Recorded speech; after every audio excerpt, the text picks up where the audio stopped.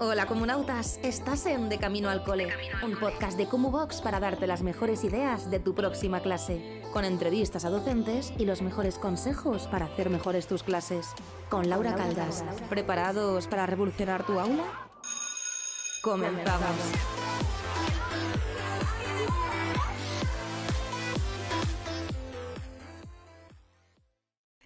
Bienvenidos y bienvenidas un día más al podcast de Comuvox, de Camino al Cole. Mi nombre es Laura y hoy es jueves y además no se lo he dicho al invitado de hoy, no se lo he dicho a Chema, pero es el primer podcast del año, es el primer podcast del 2023, aunque estamos grabando en diciembre, estamos haciendo un poquito de trampas, pero bueno, no pasa nada, que hay que ir acumulando muchas cosas.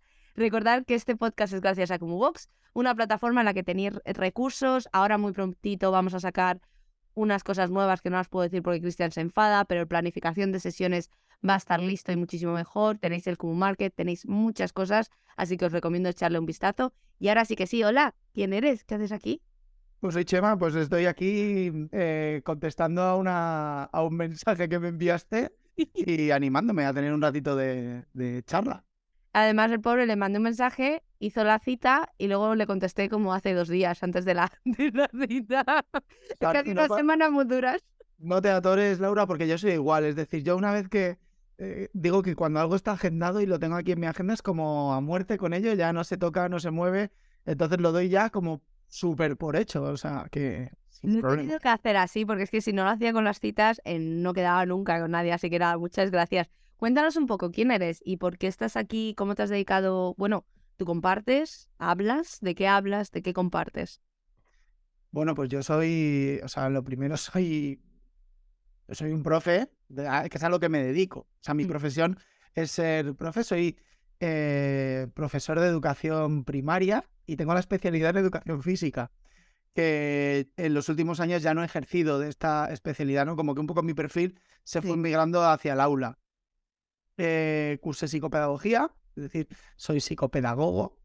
Y también estudié luego un máster de neurodidáctica, que es un poco el área donde he ido haciendo como agujero en los últimos años, ¿no? Sobre todo, no tanto la neuroeducación ni la neurociencia, sino la aplicación didáctica del funcionamiento del cerebro, ¿no? Cómo aprenden, cómo se estructura.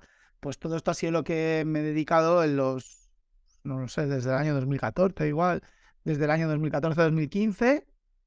Y ahora mismo pues estoy otra vez en un cole pues un cole que se basa, ¿no?, como en grandes principios la diversidad educativa, con lo cual todos los principios estos neuro pues se aterrizan súper bien. Y luego también es un proyecto como que se versa mucho sobre la ecología, el medio natural. Y bueno, aparte de eso, soy padre de 3 hijos. No para. No más, más. Y soy un ciclista un poco frustrado, ¿no? Creo que es mi otra pasión. Me flipa montar en bici, es decir, cada vez que tengo un hueco libre, estoy montando en bici. Muy A bien. partir de ahí es donde voy a empezar, tengo mis aventuras, donde veo YouTube, mis vídeos, montajes, a lo que dedico el otro tiempo, a lo que no le dedico a la educación. El poco tiempo que te sobra, porque claro, con los niños, con el cole y todo, es una locura. ¿Cómo os sentiste? Porque decías antes de empezar el podcast, me has comentado, no sé si lo he entendido mal, que no estuviste en las aulas durante una temporada. Claro, yo terminé la carrera en el año 2003, Sí. flipas, y ese mismo año, según terminé, me cogieron en un colegio que era un cole ya de diversidad educativa, que se llamaba el Colegio Aretella, donde yo estuve trabajando, y ahí estaba de especialista de educación física. Trabajé un montón de años en diferentes coles, luego me fui a vivir una temporada a Edimburgo a intentar estudiar inglés, y allí estudié diseño gráfico. Jolín. Ah, sí, sí. Y de hecho me dieron plaza en la Napier University para estudiar un curso de diseño, la carrera de diseño. Sí. Pero justo nos entregaban la casa aquí en Madrid a Andrea y a mí y nos tuvimos que venir a vivir. Pero que si no me hubiera quedado allí en Edimburgo... Oh, pues Edimburgo es una pasada, ¿eh? Brutal. Es una pasada.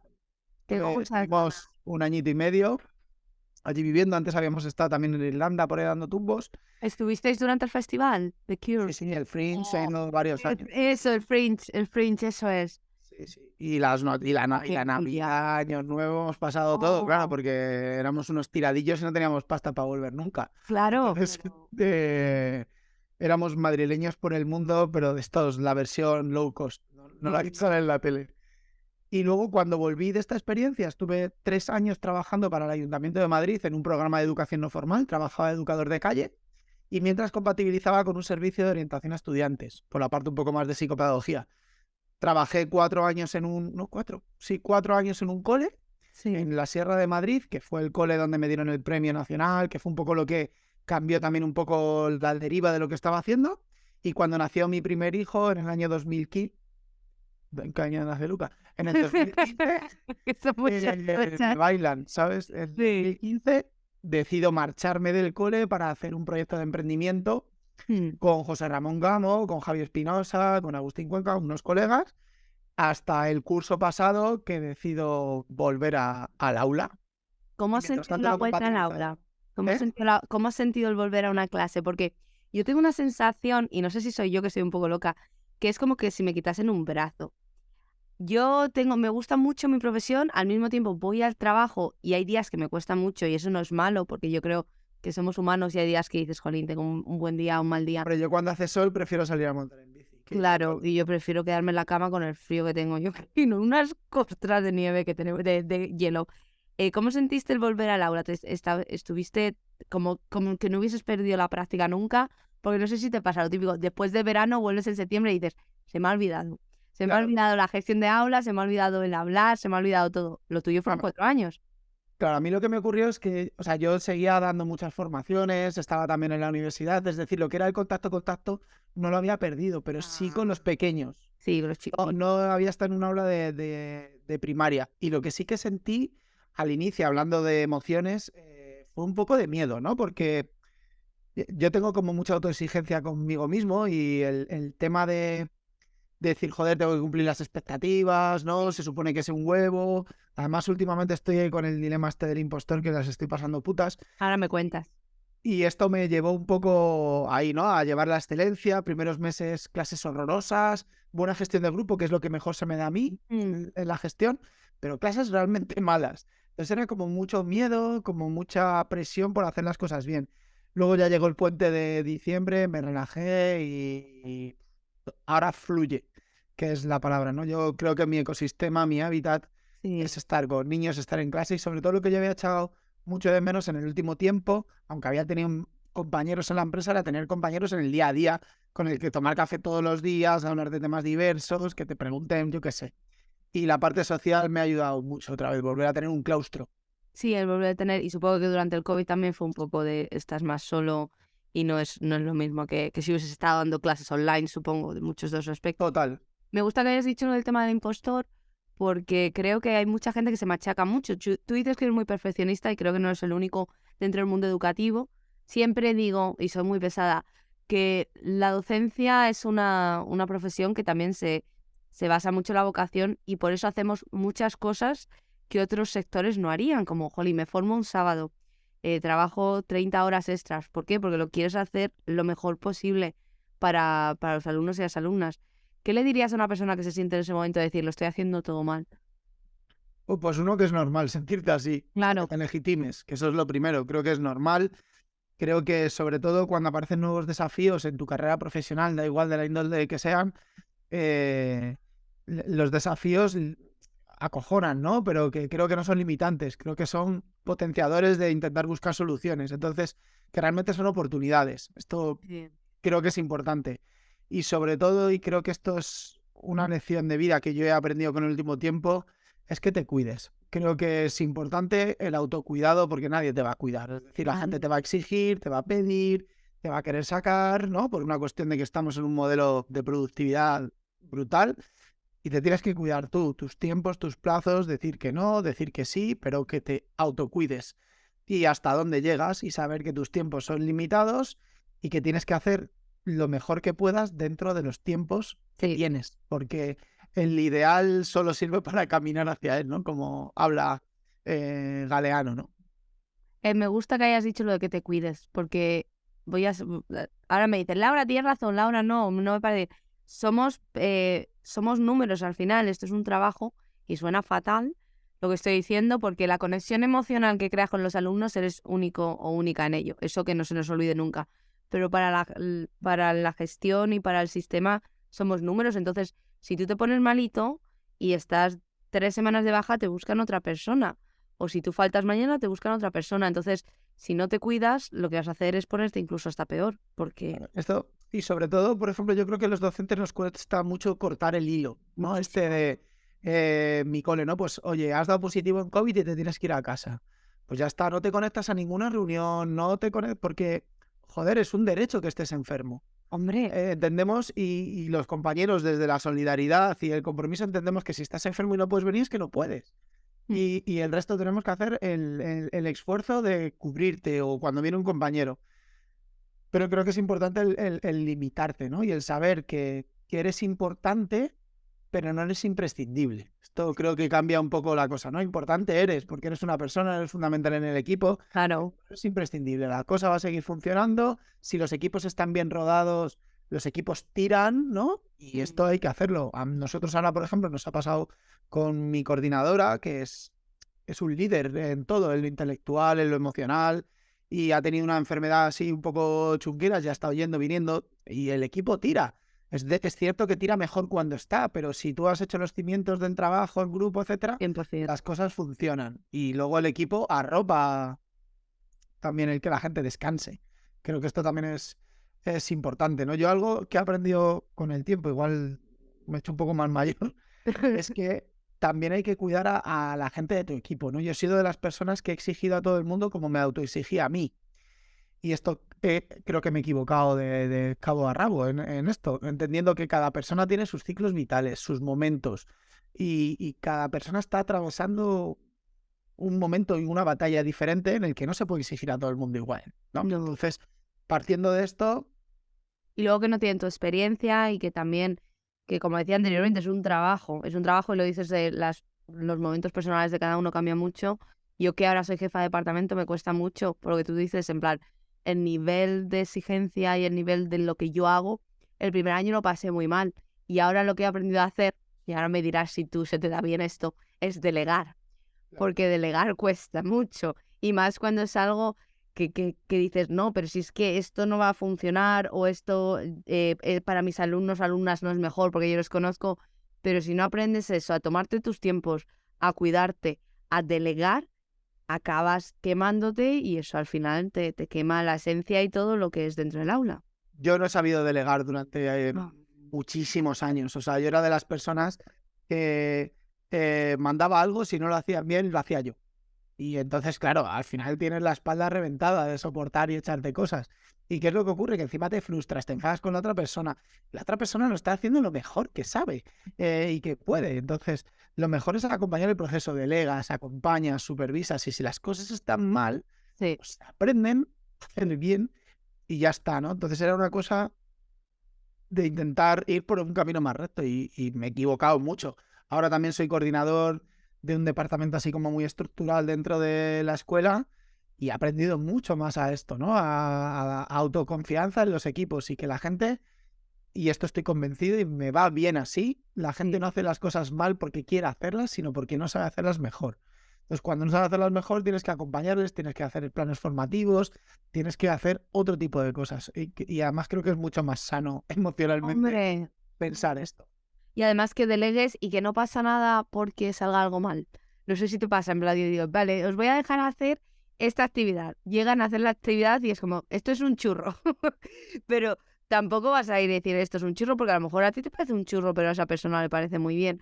Entonces, el delegar es algo, a mí me costó muchísimo. Delegar es asumir riesgos, ¿no? Asumir que hay cosas que no se van a hacer bien ni perfectas y que no pasa nada. Y que hay una diversidad también entre nuestros compañeros y compañeras que hay que aceptarla y que al final trabajar en un colegio estás trabajando en una familia enorme, con un Total. montón de necesidades, con un montón de personas y luego amplías más el círculo, ¿no? Porque está tu clase, esto es como cuando hacen el dibujo, mi casa, mi ciudad, mi país, pues igual, tienes tu clase, luego tienes tu ciclo, luego tienes tu departamento o luego tienes ya el colegio entero. Etapa, no sé qué. Las No, familias, porque las familias entran. La gente con la que te ciudad, encajas en valores, con las que te encajas claro. menos en valores. Es que Es que es una son relaciones locura. humanas. Es eso, el factor, yo lo llamo el factor humano, porque es que me lo voy a tatuar, siempre digo, porque muchas veces la gente dice, la gestión de aula, que me cuesta mucho, que me siento fatal, porque no sé controlarlo, dice, pero es que te levantas por la mañana y tú hay días que estás torcido. Pues imagínate un niño, en mi caso, de 14 años, que no se aguanta ni a ellos mismos, pues llega un momento que pues que hay que aprender eso y creo que es muy difícil y me gusta mucho que hayas dicho, sin haberte preguntado yo, lo de cuidarse, porque es algo de lo que llevo hablando una temporada, porque creo que no se habla lo suficiente. No, y yo esto lo digo porque tengo unas crisis de ansiedad, o sea, de la hostia. Entonces, lo que no quieras para ti, no lo quieras para nadie.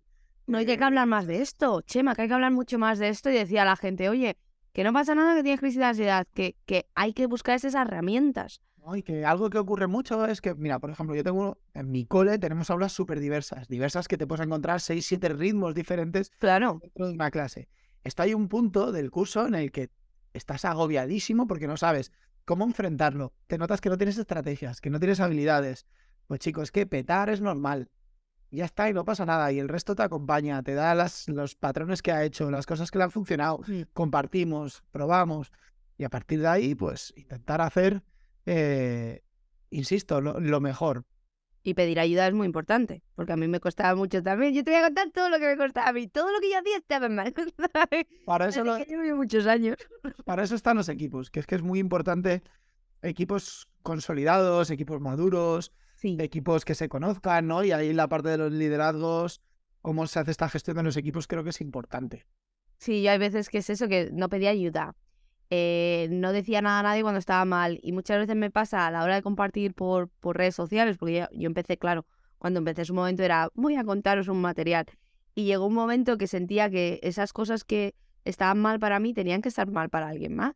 Y yo digo, no puedo ser yo sola, esto es imposible, hay mucha gente. Lo que ocurre es que vivimos en una cultura tan perfeccionista en la que solo vemos los productos finales. Sí. Yo le digo a la gente, o sea, cuando yo creé un blog en el año 2013, bueno, miento, en el 13 me lo premian, pero yo lo llevaba haciendo desde el año 2010. Claro. Un blog de aula, para que eso llegue ahí y yo tenga un blog de 500.000 de visitas mensuales, que eso era una locura en aquel momento. Joder, tuve otros 3 blogs antes de atinar ese, pero eso no se ve.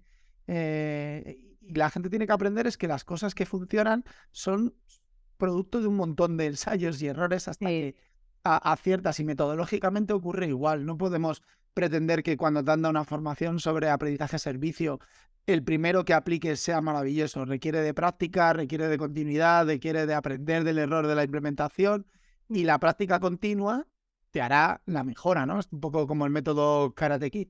Totalmente. Practiques, mejor te desempeñarás.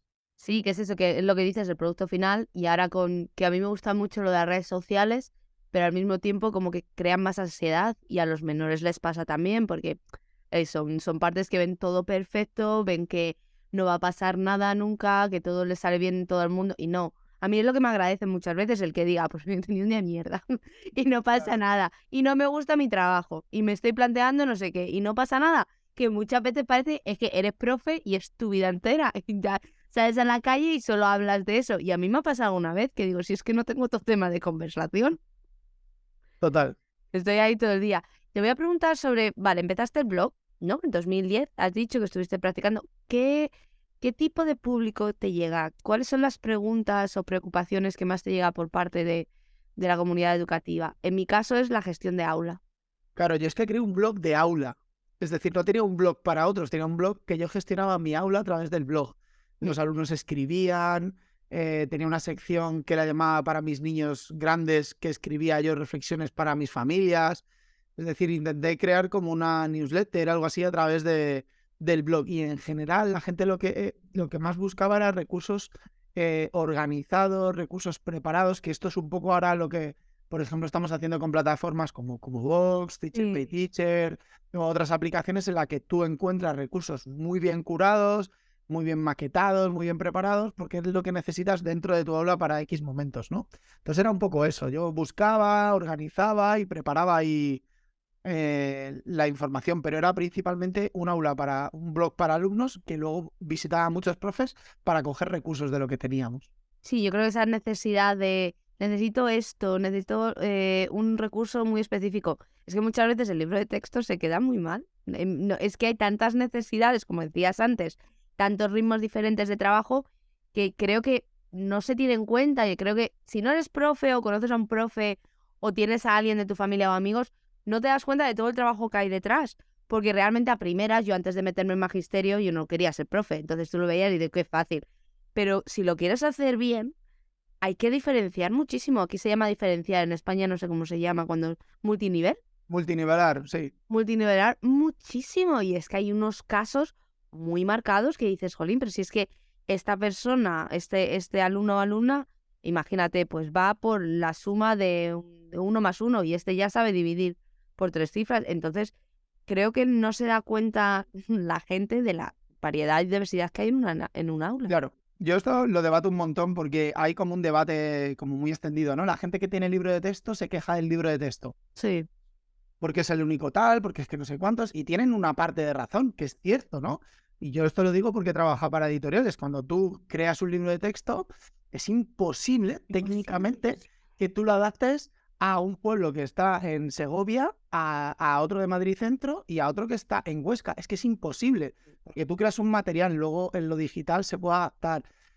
Pero es la parte del docente el aterrizar el último nivel de la concreción curricular, porque esto no hay que olvidarlo, los libros de texto son un material más Claro. sobre el que trabajar en el aula. Pero es que los que no tenemos libros de texto, como es mi cole, te las ves y te las deseas para curar contenido, buscar información, no sé qué, y no ser un pirata de sacar pantallazos de uno, sacar Claro. pantallazos de otro, no, es también crear ese contenido. Entonces, creo que en el medio la virtud está el éxito, ¿no? Y entonces, si los docentes compartimos los materiales clasificados por etapas, organizados, multinivelar o diferenciar, es muchísimo más sencillo, porque tienes un montón de recursos pues, para trabajar, yo que sé, en los ecosistemas.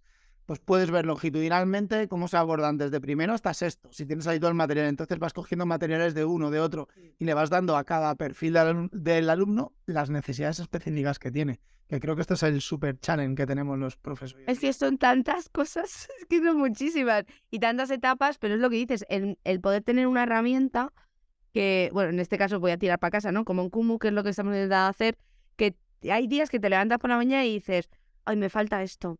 O te dicen, a mí me pasa muchas veces en mi centro, ha llegado un alumno nuevo que no habla inglés, ale, y te lo meten así, tal cual, en clase. O ha llegado un alumno nuevo que nunca ha hecho español antes, porque claro, en mi caso yo hago la optativa de español como lengua extranjera, pues ya te tienes que tener ese recurso que dices, vale, la primera vez que hace español, ¿qué puedo hacer? ¿Qué puedo meter? Y al mismo tiempo tengo a uno que ya es bilingüe. Y luego que el recurso sea atractivo para el perfil del alumno, porque puedes encontrar un montón de información, pero es tan bizarra que no es ni tan siquiera atractivo ni sexy para el propio alumno. Sí. Tengo uno que se incorporó en septiembre de Hungría, que no habla ni inglés ni español, habla húngaro. Claro. Claro. Es de locos. Entonces, el material que sea atractivo, que es muy, muy, muy complejo. Y en el Bueno, caso de alguien que no habla castellano, en tu caso, pues sería visual, que tenga los claro. elementos.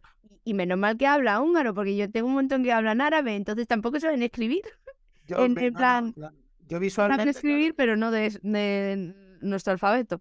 yo le ponía un AirPod, ¿no? Y yo iba con mi móvil y el Deeply Una traduciendo, locura. dándole, iba haciendo las cosas para yo poder estar haciendo otras cosas ahí en el aula al mismo tiempo. Bastante gracioso, pero bueno. Y que es normal que haya gente que se agobie, que no Joder, sientan que normal, ¿no?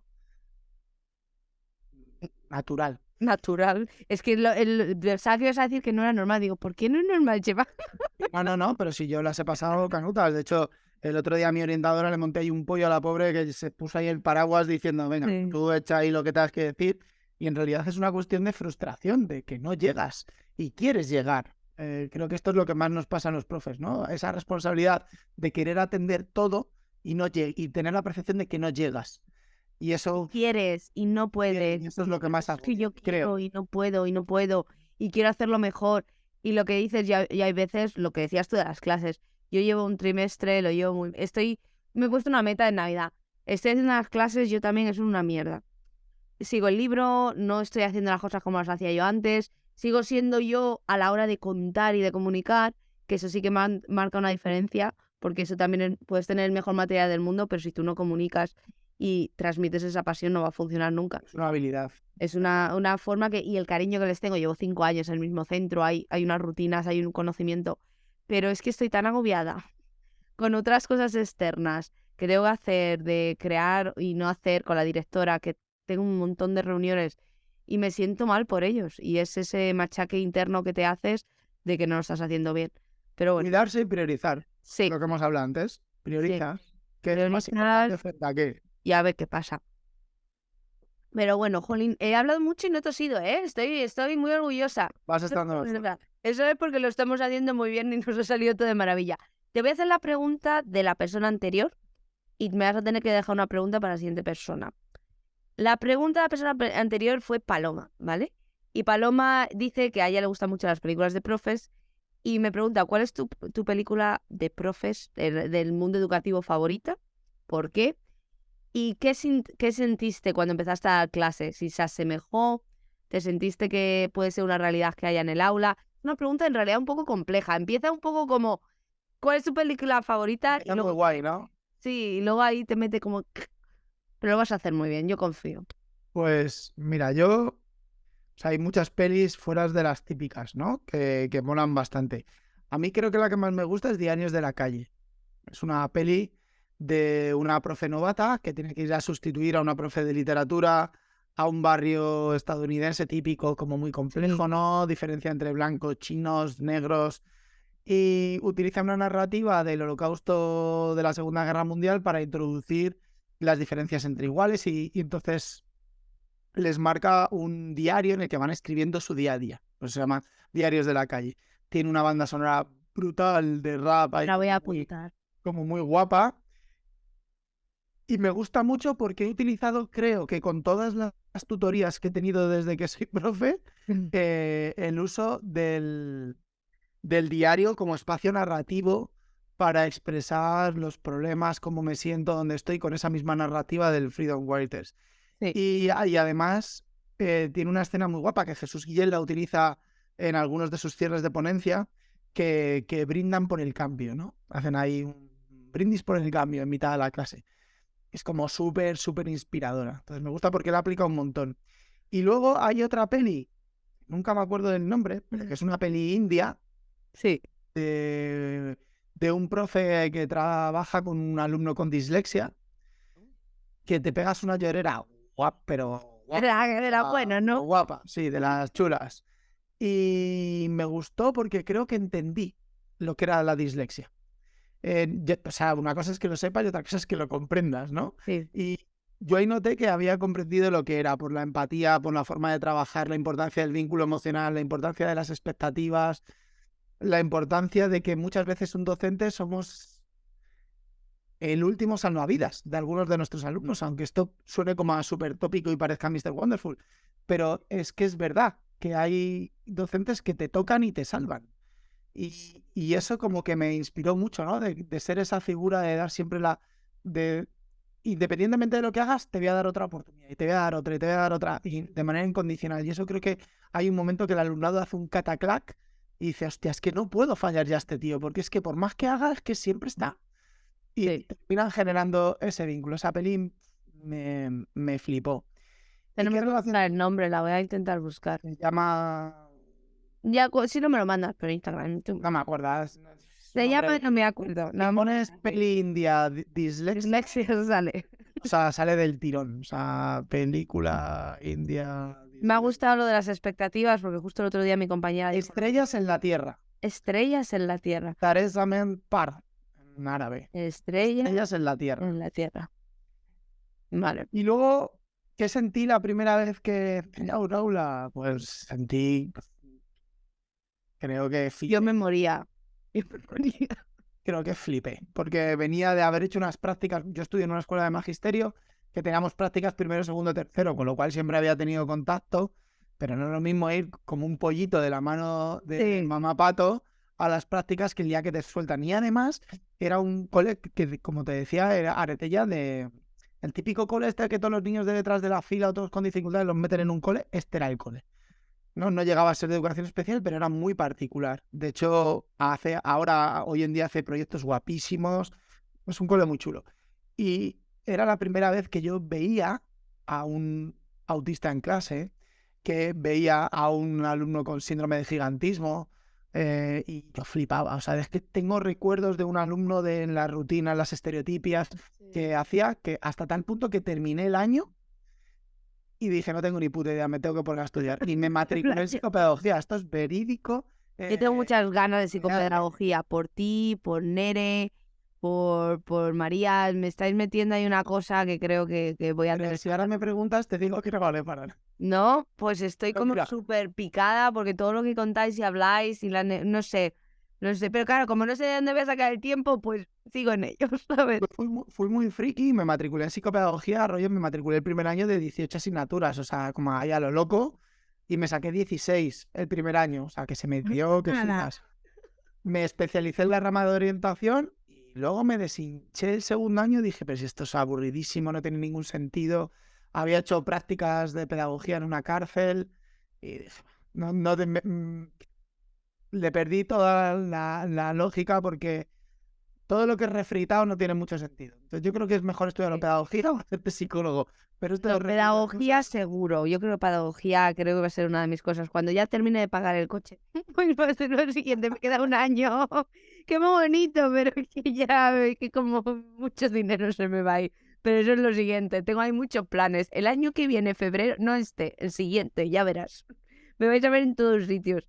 Y te iba a preguntar una cosa y se me ha olvidado. era mi... Ahora tengo que hacer yo la pregunta siguiente. Tienes que hacer tú la pregunta y te iba a decir otra cosa, pero si me acuerdo te la digo ahora. Mira, yo la pregunta que le haría siguiente es... Chun, chun. Voy a hacer como un compara-contrasta, ¿no? Vale. Es, ¿qué crees que tiene de similitud todo esto de las metodologías activas con la educación más tradicional que te puedas imaginar? Y si existen tantas diferencias como parece que sean. La siguiente persona se lo va a pasar bien con la pregunta. Y si te atreverías a decirnos cuáles son los retos del futuro educativo. O sea, es decir, hacia dónde caminamos. O hacia dónde tenemos que ir, dónde tenemos que poner la brújula. Creo que le toca a Loreto. Cuando te vea en Sevilla, Loreto, te va a decir que Pues ahí gracias. se la dejo. A Loreto. Creo que le toca a Loreto. Sí, le toca a Loreto. Así que el jueves, además, que estoy grabando ya esta semana, digo, así en enero podemos estar todos tranquilitos. Que en enero no va a querer grabar nadie conmigo. Vamos a estar todos deshinchados. Vale, muy bien. ¿Y algo que me recomiendes? Aunque yo ya sé lo que me vas a recomendar, pero no hago spoiler. Una recomendación que no tiene que ser porque educativa, ¿no? No, para nada. Puede ser de lo que quieras. Pues yo que soy un afamado consumidor del pequeño comercio, de las cosas locales, etcétera, aprovechando que el próximo sitio que nos vamos a ver presencial va a ser en Sevilla, pues yo voy a recomendar una tatuadora sevillana. Muy bien. Y dicho es donde me tatúo. Se llama Mari Vale. y en Instagram se llama Miménez y su estudio que acaba de abrir como una buena emprendedora se llama Azala Studio y es una tía especialista en microrrealismo, en línea fina, ¿no? A los que nos gustan los tatus, pues muy interesante el trabajo que hace. Línea fina es el futuro. Independientemente de todo, Mari es la hostia porque además ella dedica gran parte de su tiempo libre cuando no está tatuando a hacer actividades deportivas con personas con discapacidad intelectual. Es decir, Mari es una puta lección de vida, y perdonadme la expresión, una tía que se va a surfear con personas que la necesitan, que tiene como su apadrinado aquí en Madrid y cada vez que viene a Madrid, independientemente de todo, siempre lo visita. Oh, qué guay. Para mí, Mari representa el vivir acorde a tus valores. Y además que hace un trabajo brutal y es una emprendedora y encima es una mujer. Entonces, Así que lo tiene todo y de lo Sevilla. tiene todo. Y mientras te estás tatuando te puedes echar unas risas porque encima es sevillana. Él tiene ese arte que los mesetarios pues no nos repartieron. No voy a ir a la enséñate, voy a ir a tatuármelo, ¿sabes? No te voy a ver. ¿Dónde estás? Vuelvo así. Además, el otro día casi escribo a mi tatuador porque me dio así un flux. Digo, yo quiero tatuarme otra vez. Le tengo un frito al pobre. Y ahora tengo ahí trabajando un proyecto largo, entonces cada vez de vez en cuando nos vamos viendo. Aquí es una historia porque el tema de los tatuajes en los colegios reguleras. Bueno, aquí me imagino como en todos los lados, ¿no? Depende también de dónde caigas. La cosa es que los centros, como todos llevan uniforme, tú para empezar, yo no puedo llevar vaqueros al trabajo, yo tengo un código de vestimenta, que en España eso no pasa. Entonces, claro, como tiene que ser todo código de oficina, los niños no se pueden teñir el pelo de colores. Claro, yo estoy en secundaria, entonces es un poco más diferente. No se pueden teñir el pelo de colores, tienen que llevar la camisa, la corbata, la americana. Yo no puedo ir con el pelo de un color raro. Si no es un color natural, no me dejan. Los piercings tengo que tener también cuidado. Y los tatuajes, dependiendo de dónde caigas, también Lo cierto es que los míos están muy ocultos. Uno lo tengo en el muslo muy arriba, que si se me ve eso, pues tengo un problema. Lo otro lo tengo aquí y otro lo tengo en las costillas. Entonces me los estoy haciendo un poco estratégicos. Pero me da mucha rabia porque a mí una manga me gusta mucho. Pero claro, cuando termine de pagar el coche, ¿sabes? Lo es que nos valoren por nuestro trabajo. Sí, pero son muy raritos en este aspecto. Hay coles que no y hay coles que... Y en el que estoy yo ahora, que les quiero mucho y estoy muy contenta, sí. La jefa de estudios es... De todas formas es un factor cultural, ¿no? Que esto, fíjate, porque te vas a Nueva Zelanda y nadie piensa en esto, ¿no? No. Te atiende gente con la cara tatuada. Al fin y al cabo... Yo fui a ver el Haka el otro día, hace 2 semanas estuve viendo Nueva Zelanda con Gales y van todos tatuadísimos. Porque es cultural. Claro, lo entiendo. Ya, Pero sí, bueno, la vida. Pues nada, muchísimas gracias. Que me has dado nada, un ratito así en diciembre para luego ya enero. un placer. Muchas gracias a ti y sobre todo porque hayamos tratado temas diversos, ¿no? Dentro de no solo hablar de Sí, los conceptos puros y duros, sino, bueno, lo que nos ocurre en el día a día, que creo que esto es súper extendido y súper compartido. Ayer lo hablaba ahí también con una colega, ahí en una charla ahí por Instagram, igual mandándonos mensajes, sí. que al fin y al cabo la normalización de muchas cosas es la gran solución a que se generen los cambios. Sí, totalmente. Y es lo que... Por eso nunca hago guión en estas cosas. Porque realmente lo que necesitamos es hablar de cómo nos sentimos, de temas que nos gusten y que para eso estamos aquí. ¿Sabes? Para desahogarnos un poquito también. Así que nada, muchas gracias a todos y todas los que nos estáis escuchando. Voy a mirar en Spotify, pero os estoy haciendo retos de dejarnos valoraciones. Porque tenemos un montón de oyentes. Creo que han salido en el wrap-up este que hacen del año como 30.000 personas. Pero luego solo tengo 103 valoraciones. Así que, por favor, si estáis escuchando esto, a ver cuántas valoraciones tenemos para cuando salga el podcast de Chema. Hombre, que le va a hacer mucha ilusión. Así que nada, muchísimas gracias. Un placer, Laura. Y vamos hablando y recordad que todo esto es gracias a Kumu, plataforma en la que tenéis recursos, formaciones, todo lo que hemos estado hablando en el podcast. Hoy os va a ayudar Kumu, porque Kumu es la vida. Así que vamos hablando. Adiós. Un placer, adiós. Uy.